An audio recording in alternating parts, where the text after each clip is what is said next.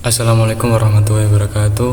Pada video kali ini saya akan mereview salah satu materi dari Lakmut PAJ Jakarta 2023, yakni kepemimpinan dan manajemen organisasi. Kepemimpinan dan manajemen adalah dua istilah yang selalu dikaitkan satu sama lain, namun keduanya memiliki arti yang berbeda. Kepemimpinan sendiri memiliki arti sebuah proses di mana seorang pemimpin mempengaruhi dan memberikan contoh kepada pengikutnya dalam upaya mencapai tujuan organisasi. Pemimpin yang baik bukan dilihat dari seberapa banyak orang yang menjadi pengikutnya, bukan juga dilihat dari seberapa lama ia memimpin. Pemimpin yang baik dilihat dari beberapa banyak yang mampu menciptakan sosok pemimpin yang baru. Kepemimpinan menjadi salah satu faktor penting bagi keberhasilan sebuah organisasi. Sedangkan manajemen adalah proses perencanaan, pengorganisasian, pelaksanaan, dan pengawasan terhadap sumber daya yang dimiliki organisasi. Meskipun keduanya memiliki arti yang berbeda, kepemimpinan dan manajemen tetap menjadi dua komponen yang paling krusial dalam menjalankan organisasi. Tanpa ada keduanya, para anggota organisasi akan kehilangan arah dan tujuan mereka. Tiba-tiba kepemimpinan. Seorang pemimpin mempunyai gaya atau ciri khasnya dalam memimpin sebuah organisasi. Hal tersebut sangat berpengaruh terhadap organisasi yang dipimpin. Nomor satu ada autotraktif, merupakan kepemimpinan yang dilakukan oleh seorang pemimpin dengan perilaku otoriter. Dalam praktek memimpin, ia mengutamakan kekuasaan atau power. Seorang pemimpin bertipe autotraktis menganggap dirinya adalah segala-galanya.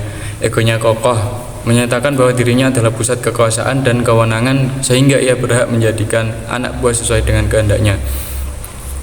Yang kedua ada militeristis, adalah gaya pemimpin yang memusatkan segala keputusan dan kebijakan yang diambil dari dirinya sendiri secara penuh. Tanggung jawab dipegang oleh pemimpin yang otoriter tersebut, sedangkan para bawahan hanya melaksanakan tugas yang telah diberikan. Yang ketiga ada paternalistik, adalah pendekatan kepemimpinan di mana pemimpin memandang bawahan sebagai sebuah keluarga. Pemimpin mengharapkan bawahan setia dan patuh dengan mengontrol dan melindungi mereka. Yakni pemimpin berusaha melindungi bawahan sambil mendorong mereka tumbuh dan mandiri. Pemimpin peduli dengan bawahan, mereka memperhatikan bawahan dan berusaha membuat mereka bahagia atau termotivasi. Ketika membuat keputusan, mereka mempertimbangkan yang terbaik bagi bawahan. 4. Ada karismatik. Kepemimpinan karismatik adalah bentuk kepemimpinan yang dikenal karena daya tarik pribadi yang dimiliki oleh pemimpinnya. Kepemimpinan ini menggabungkan kepribadian pemimpin yang menarik dan visi yang kuat dari pemimpinnya. Seorang pemimpin karismatik dapat mempengaruhi dan memotivasi anggota timnya melalui pesona yang unik dan gagasan yang menginspirasi.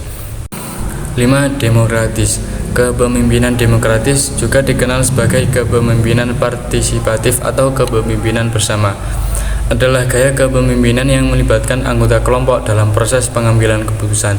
Dengan gaya kepemimpinan demokratis, setiap orang diberi kesempatan untuk berpartisipasi, ide-ide dipertukarkan secara bebas, dan diskusi didorong.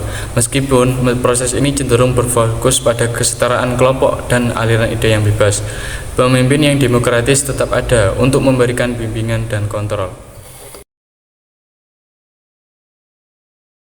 Tujuan manajemen organisasi. Tujuan utama manajemen dalam organisasi adalah untuk mencapai apa yang diinginkan oleh organisasi tersebut dengan secara se-efisien mungkin, sehingga dalam jangka panjang dapat menjamin profitabilitas organisasi, seperti membentuk koordinasi yang baik antar divisi maupun individu, membentuk kinerja sumber daya yang lebih efektif melalui pemberian rasa aman dan kesatuan di antara anggota, menciptakan suasana lingkungan kerja yang damai dan positif, mendorong anggota agar bekerja dengan rasa tanggung jawab, mencapai tujuan utama perusahaan dengan cara-cara yang paling efisien melalui pembentukan karakter sumber daya. Fungsi manajemen organisasi. Ada beberapa fungsi manajemen organisasi, yakni 1. Perencanaan atau planning. Perencanaan atau planning adalah memikirkan apa yang akan dikerjakan dengan sumber yang dimiliki. Perencanaan dilakukan untuk menentukan tujuan perusahaan secara keseluruhan dan cara terbaik untuk memenuhi tujuan itu. Manajer mengevaluasi berbagai rencana alternatif sebelum mengambil tindakan dan kemudian melihat apakah rencana yang dipilih cocok dan dapat digunakan untuk memenuhi tujuan perusahaan. Yang kedua, pengorganisasian.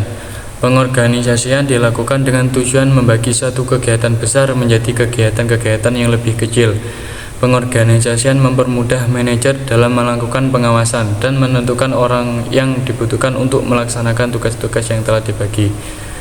Pengorganisasian dapat dilakukan dengan cara menentukan tugas apa yang harus dikerjakan, siapa yang harus mengerjakannya, bagaimana tugas-tugas tersebut dikelompokkan, siapa yang bertanggung jawab atas tugas tersebut, dan pada tindakan mana keputusan harus diambil.